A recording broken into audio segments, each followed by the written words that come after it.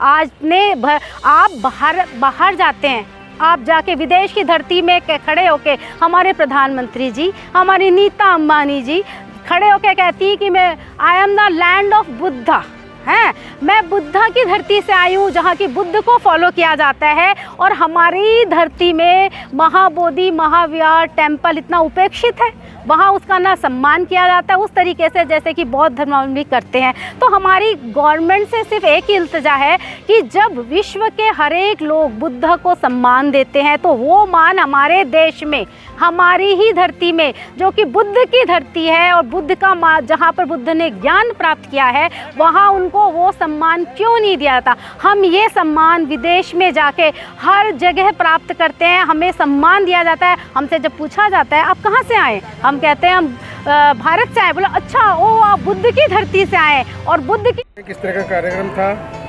और इसको क्यों शुरू किया गया, इसका क्या बहुजनों पर या कहीं बौद्धों पर इसका क्या प्रभाव पड़ रहा है, और तब ये शुरू हुआ था और तब से आज तक इसका क्या प्रभाव रहा है। कठिन चिवर दान आज कुंडली में मनाया गया, दिल्ली में।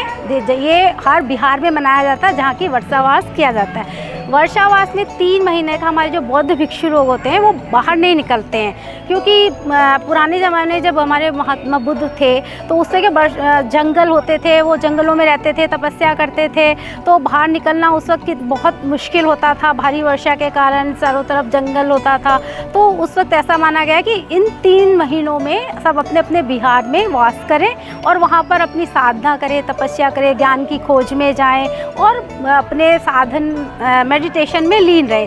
जब वर्षावास समाप्त होता है उन 3 महीनों के बाद बड़े धूमधाम से जो भिक्षुगण है जिन्होंने कि उन 3 महीने अपने मठ में रह के अपनी कठिन तपस्या की है, साधना की है, वो आके समाज में लोगों के साथ सामने आते हैं और अपनी तपस्या से उन्होंने जो ज्ञान प्राप्त किया होता है वो समाज में उसको बांटते हैं। और इस अवसर पर समाज के जो लोग हैं वो सभी एकत्रित होकर जिन मठ भिक्षुओं ने साधना की है उनका सम्मान करते हैं। यानी यहाँ आदान प्रदान होता है भिक्षुओं का अपने उपासकों के साथ और उपासकों का अपने भिक्षुगण जो है उनका सम्मान करते हैं इस अवसर पर। और जो संघ की सहमति से जो भिक्षुगण होते हैं उनको चीवर दिया जाता है। चीवर यानी कठिन एक लकड़ी का पट्टा होता है, उस पर सूत काट के बनाया जाता है और वो चीवर भिक्षुगण जो भिक्षुगण है जिन्होंने साधना की है इन 3 महीनों के अंदर और अपनी कठिन तपस्या के बाद है उनको ऑफर की जाती है उपासकों की वजह से। तो ये जो हमारा कठिन चिवर दान है बौद्ध अवलंबियों के लिए बहुत ही महत्वपूर्ण अवसर होता है, जहाँ पर कि वो एक दूसरे से अपने ज्ञान का आदान प्रदान करते हैं और बहुत कुछ सीखते हैं। और इससे बौद्ध भिक्षु जो कि मठ में रह के अपनी उपासना कर रहे थे, अपना ध्यान कर रहे थे, वो हमारे समाज के लोगों के साथ फिर से जुड़ना प्रारंभ करते हैं। तो एक बहुत ही अच्छा अवसर होता है। लगातार वृद्धि हो रही है। हाँ, अभी इसमें वृद्धि हो रही है और बहुत बड़ी संख्या में लोग इसमें भाग लेते हैं और जो कि पहले इतना नहीं जानते थे अब लोगों ने इसको जानना शुरू किया है और इसमें बढ़ चढ़ के सब हिस्सा लेते हैं। और जो उपासक हैं वो भी हमारे बौद्ध भिक्षुओं का बहुत सम्मान करते हैं कि इन्होंने अपनी कठिन साधना की है। इन 3 महीने में अंदर रह के अपने मठ में रह के उसका पूर्ण सम्मान दिया जाता है उनको। तो इस अवसर पर सिर्फ एक ही बात मैं हमारे सभी भारतवासियों और बौद्ध भिक्षुओं के साथ कहना चाहूँगी, बौद्ध भिक्षु हो चाहे हमारे उपासक हो जो है कि अभी दिन दिन जो हमारा बौद्ध धर्म है वो कि बहुत कम संख्या में है और इंडिया से ही क्योंकि इसकी उत्पत्ति है, ये ही हमारा गढ़ माना जाता है। भारत विभिन्न देशों में वर्ल्ड की सभी कंट्री हमारी बौद्ध धर्म का सम्मान करती है, आदर करती है, क्योंकि महात्मा बुद्ध ने हमारे यही ज्ञान प्राप्त किया था गया में। और उस ज्ञान प्राप्ति के लिए आप कठिन चिवर दान के अवसर पर जब नवंबर में जो कि 10-11 तारीख से गया में प्रारंभ होगा, हर मंदिर में वहाँ ये आयोजन किया जाता है। आप भव्य मात्रा में सैकड़ों की संख्या में आप देखेंगे, केवल इंडिया नहीं भारत के हर कोने कोने से नहीं विश्व के हर कोने कोने से लोग वहाँ एकत्रित होते हैं, आकर के इस समारोह को बड़ी संख्या में मनाते हैं। किंतु हमारा जो मेन टेम्पल है महाबोधि महाविहार, ये हमारी विडम्बना है कि भारत स्वतंत्र हो चुका है, उसके बाद आज तक भी हमारे महाबोधि महाविहार को स्वतंत्र नहीं किया गया है। आज भी ये संस्थान उन लोगों के द्वारा संचालित होती है जो कि इससे जुड़े हुए नहीं हैं। आपने देखा होगा हर जगह पे, चाहे वो सिख हैं, चाहे वो हिंदू हैं, जैनीज़ हैं, मुसलमान हैं, जो भी हैं, सब अपने धर्म की जो संस्थाएं हैं उनका संचालन वो खुद करते हैं। वहाँ के उस धर्म को मानने वाले लोग करते हैं। क्यों?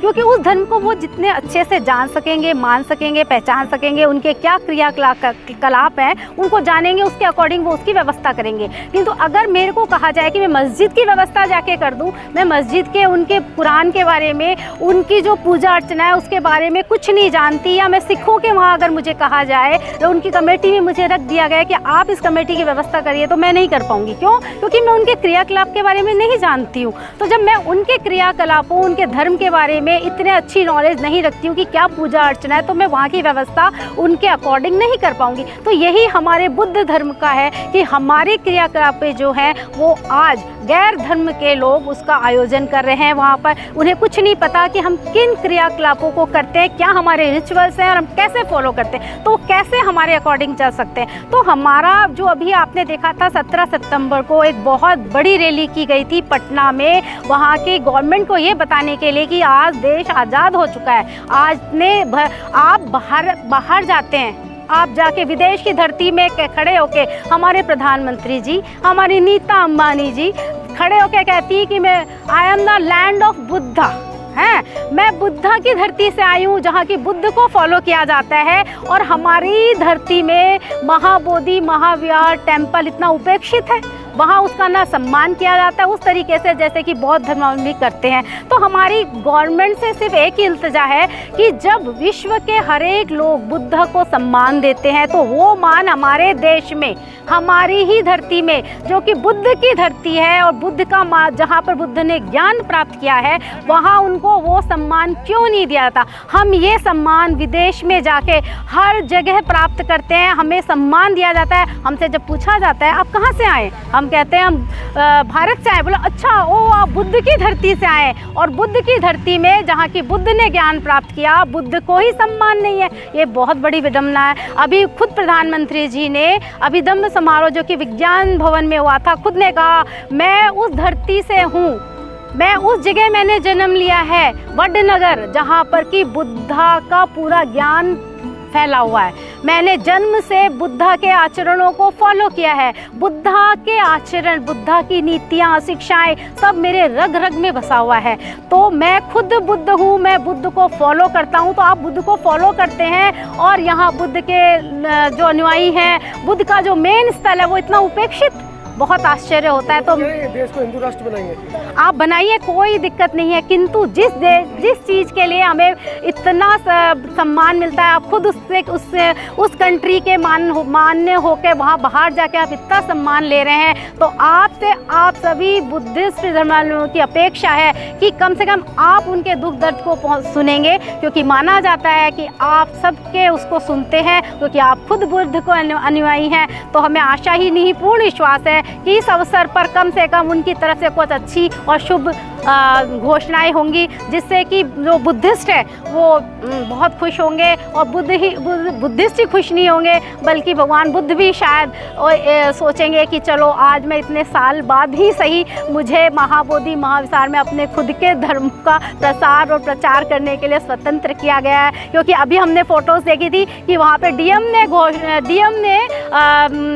लोगों को, हाँ, डीएम ने खुद ने वहाँ पर सूचनाएं जारी की कि आप जाके मंदिर परिसर में ही आप श्राद्ध का कार्य कीजिए। तो ये तो एक बहुत ही निंदनीय घटना है, ऐसी घटनाएं नहीं होना। इसका मतलब क्या है कि आप आमने सामना करना चाहते हैं, या समाज में आप क्या कुछ भ्रांतियां फैलाना चाहते हैं। यानी अगर समाज में कुछ ऐसे मैसेज जाते हैं तो वो आपकी गवर्नमेंट की तरफ से जाएगी, ना कि किसी धर्म विशेष के तौर पर। ऐसी घटनाएं दोबारा घटित नहीं होनी चाहिए। तो मेरा आप सभी को इस अवसर पर बहुत बहुत बधाई कि और ये वो अवसर है जहाँ आप शांति प्रिय होके, शांत भावना से एकाग्रचित होके हमारे संतों को, हमारे भांतों को हम नमन करते हैं और उनका सम्मान करते हैं, और इस अवसर को बहुत खुशी खुशी मनाते हैं।